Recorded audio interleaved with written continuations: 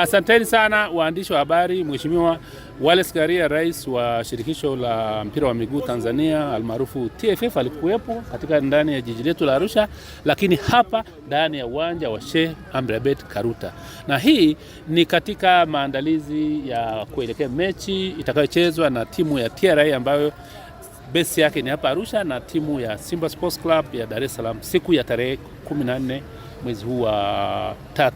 Na Mheshimiwa Karia ametoa maelekezo mbalimbali ikiwa ni pamoja na kwamba uwanja huu sasa utatumika kwa mechi za ndani za TRA nafikiri na timu zingine mbili. Kwa hiyo kutakuwa na timu 3 hapa ambazo zitaleta timu za nje ya Tanzania katika jiji letu la Arusha. Na ametoa maelekezo pia kwamba ameridhishwa na hali ya uwanja, lakini pili ameshauri kwamba uwanja huu sasa usitumike kwa mazoezi bali kwa ajili ya mashindano tu, kwa sababu kwa kutumia uwanja kwa mazoezi na mashindano majani yanachoka haraka sana. Kwa hiyo jambo la kwanza amelisema, lakini ameshauri maboresho mbalimbali ndani ya uwanja wetu huu, ikiwa ni pamoja na uwezekano wa kubomoa ile jukwaa kuu ili iweze kujengwa jukwaa la kisasa. Kwa hiyo kwa ujio wa Rais Karia kwa jiji letu la Arusha ni neema kubwa sana, ni heri kubwa sana, kwa sababu ugeni wote utakuwa ndani ya jiji letu na wafanya biashara wetu watafaidi kwa namna moja au namna nyingine.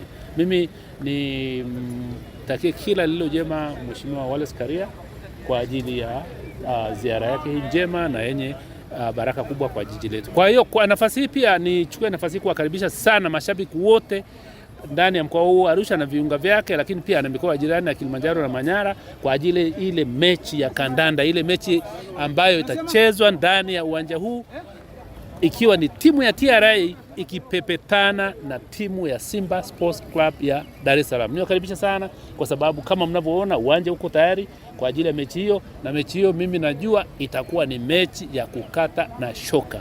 Niwakaribisha sana mashabiki wote kokote pale waliko, njoni katika uwanja wa Sheikh Amri Abeid Karuta siku ya tarehe 14 ya mwezi wa 3 kwa ajili ya hiyo mechi muhimu. Mtarange huu wa Simba na TRA ya hapa Arusha maana yake ni kwamba pia ni maandalizi ya kuelekea kwenye mashindano yale makubwa ya Afrika yatakayofanyika katika jiji letu la Arusha, kule kwenye mji unaoitwa Afcon City na uwanja wa Samia Stadium.